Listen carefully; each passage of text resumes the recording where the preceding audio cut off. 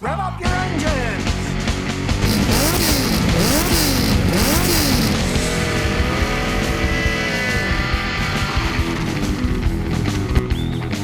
It's time for the Scotty Kilmer channel. Today I'm going to show you how to properly check out a used motorcycle before you buy it.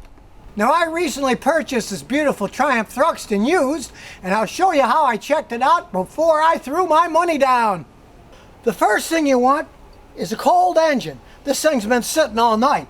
When you go to check out a used bike, touch that engine. If it's warm or hot, you got to wait until it's cold to check it out because they often have a starting problem when they're cold. But as you can see, it's ice cold. I push the starter button. Starts right up. A worn out engine, it'll be hard to start. You don't want to buy a bike that's hard to start. That's somebody else's problem. Look for another one. Then let it warm up for 4 or 5 minutes and give it a lot of throttle once it's warmed up. You want to have a good throttle response like that. You don't want smoke coming out of the exhaust, and you definitely don't want backfiring. If it's smoking or backfiring, look for another motorcycle. Then with a bright little flashlight, look inside the gas tank. You want to look inside and see if there's rust or anything. In this case, it's nice and shiny steel. There's no rust. The tank is clean. Realize that many motorcycles are kind of like toys. They sit around a lot. And so a lot of times the gas tanks will rust. You might think, oh, I'll get another gas tank. These things can cost over $1,000 just for the gas tank. So make sure the gas tank is clean inside. And speaking of clean, look all over the engine and the transmission to see if there's any kind of oil leaks.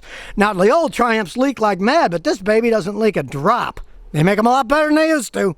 Then, since this is a chain drive motorcycle, go back and inspect the chain and the sprocket.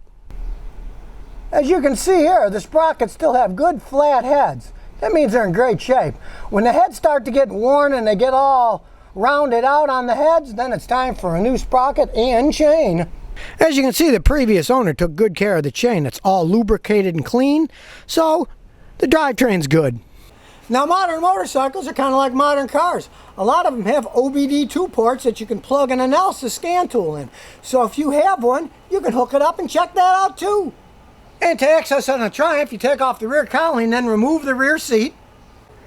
You just unscrew the 2 bolts that hold the seat in place. Then the whole seat just slides off. And here's the OBD diagnostic port that we plug into. You just plug the tool in, and as we can see, there's no codes. There's no problems. And if you're like me, you can even do live data analysis of it. Pretty cool. You can get all kinds of information from these scan tools. It's a worthwhile investment for anybody. You can even share them with your friends because they work on all 96 or newer vehicles. Just don't try hooking it up to your cat. She won't like it. Cats don't understand much about electronics. And while you're at it, look around under the seat. Check out the battery. Well, I recently switched my battery to one of these lithium iron batteries so there's no corrosion and then it won't ruin any of the electronics. It's a good idea to switch to those anyways. And then check out the front forks to see if the seals are bad and they're leaking fluid.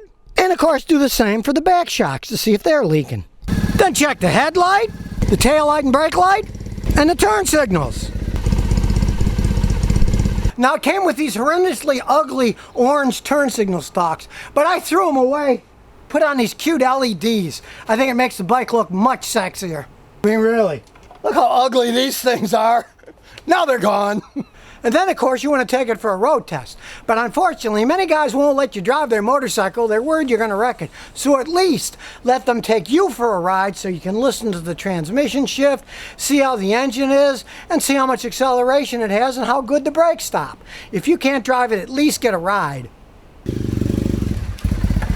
So now you know how to check out a used motorcycle before you buy it. And remember, if you've got any car questions, just visit the Scotty Kilmer channel. And I'll answer them as soon as I'm done driving this car.